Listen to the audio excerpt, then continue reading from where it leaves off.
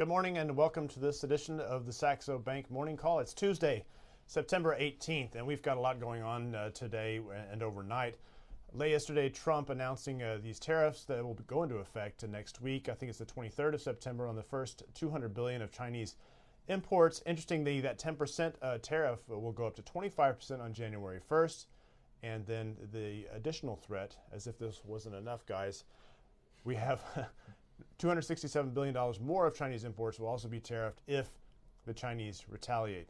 I think the most emblematic market reaction, if you're to boil it down to what was going on in the markets and reacting to this, is Aussie yen. And I have a chart here. Typically, when you see risk off, you see the threat to global asset markets. You see the yen strengthening, and a bit hard possibly to see on this chart. But you saw the Aussie yen below 80 briefly overnight after trading 80.50s yesterday. And actually, as I just before we came in here to the studio, was trading all the way back up to 81. So the response in Asia was first fear, and then risk on, if you will. And Peter, on equities, we saw this almost an incredible move. There was a pretty well-defined resistance line in the Nikkei, I know, and it exploded higher overnight. But the Asian equities certainly did not have a bad session overnight. No, exactly. We had a little bit of weakness in Hong Kong, Australia, the more I would call mature markets. But then we had a very forceful reaction in the Nikkei index, up 1.5% in the futures, and actually just 1 hour before we came into the studio, the Chinese equity market also picked up on that move in the Nikkei. So now we are seeing a very forceful move in Chinese equities well away from that bottom. So I think in the CSI 300 index, we're trading around 30 to 50 level, which is a significant bounce back. So now there was what, 3190-ish? 80. So we're 70 points off that low. So I feel it's very stunning to see this move, to say the least, because I think this is terrible news potentially for earnings and sentiment in equity. So I'm a little bit puzzled about what we see. Well, I think sometimes the information you get from when the headlines say one thing and the market reaction doesn't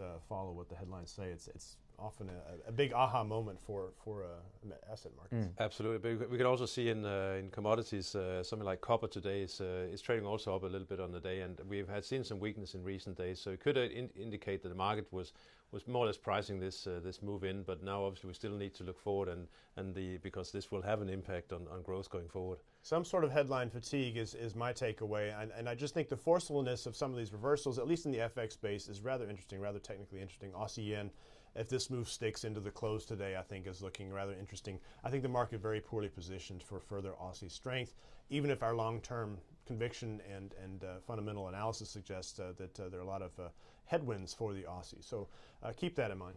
And maybe we should mention, actually, because we talked about it yesterday, and Steen was sending that around internally in Saxo, and that is that the SIBO, the option exchange in the US, has this skew index that really tries to price what is the fear in the market, because the VIX index is sort of inadequate of really displaying the sentiment around the tails, and the skew index is at an almost all-time high. So it really shows that despite record highs in US equities, there's some people trying to buy the tail, the downside tail. Exactly. I think that's a sign. I think something that people should have on their mind. I mean, we are potentially moving into a very dangerous waters here. Right.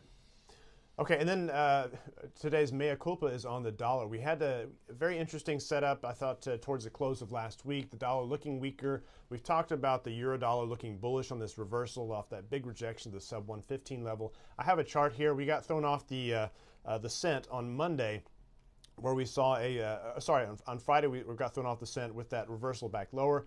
Monday, we simply reversed the action, and so we're left back towards looking higher again here, assuming we can progress through this 117.25 to 117.50 area, euro dollar looking higher. And at the same time, we talked about the Japanese yen. The yen is looking very weak, so that combination is very interesting.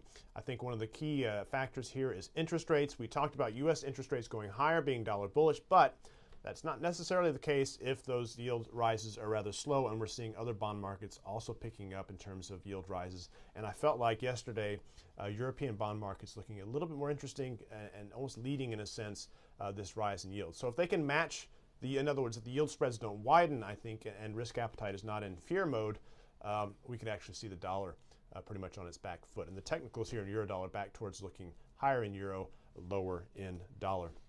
And then finally on FX, I wanted to mention the Chinese yuan. We've talked a little bit about, it's not just dollar CNY, it's also about that renminbi basket. We only get the weekly closing there, and the formula is very intricate to calculate. But getting towards the lows there, and then in the chart here I have here is of Euro CNY, or at least Euro CNH, because that's the tradable flavor. It's been above 8 this morning, again 802 and even 803 on the Euro CNH. So an interesting signal from China, again, as it's under these trade tariff threats, to seeing the CNY weaker. And Ole, of course, on gold, the apparently yuan-pegged gold, we're not seeing much action. It's dead in the water, even with all the fuss over trade headlines. Yeah, actually, I got a chart later. There's almost no point in showing it because, well, we can't show it because it's really just showing the market. A chart of being dead in the water, basically. Exactly. Yeah. It's we've been going nowhere now for the past month. We range bound at around 1200. Really stuck here between 1190 and 1215. And yeah, there's been a lot of focus on the CNY in recent weeks, but obviously if the prediction about the euro dollar that we're starting to see some weakness creep into the dollar there, then that will provide the gold with some support. So we need to keep an eye still on the upside. 1215, 1220 still seems like it's a far away, but if we start to break there, then the record short will start to get hurt. Sometimes when the market gets too quiet, when it finally does move, that's when you big have to and move fast. Yeah. So traders might consider longer term options or something like that as well as a strategy if they want to pick a direction. Peter, I don't have a good segue here, but you had some comments on earnings. Is it FedEx? Yeah, there were earnings out from FedEx and Oracle after the close in the U.S. yesterday, and both earnings were disappointing against expectation.